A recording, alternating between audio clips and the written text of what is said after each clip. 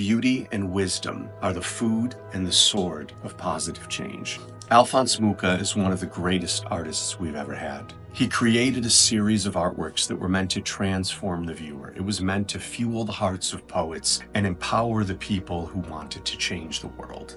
Mucha's original work of Le Pater has been out of print for 125 years. I spent 20 years researching and 3 years of writing, and this book contains the entirety of Alphonse Mucha's work with a mountain of contextual support and detailed decoding of all of the symbolism that Mucha hid inside. All editions of this book have been sold out for nearly a year. There's a curse that says, may you live in interesting times. Well, we are living in interesting times. If you are looking for beautifully encoded keys to unlocking the ways that we can transform ourselves and the world around us, then this book is for you.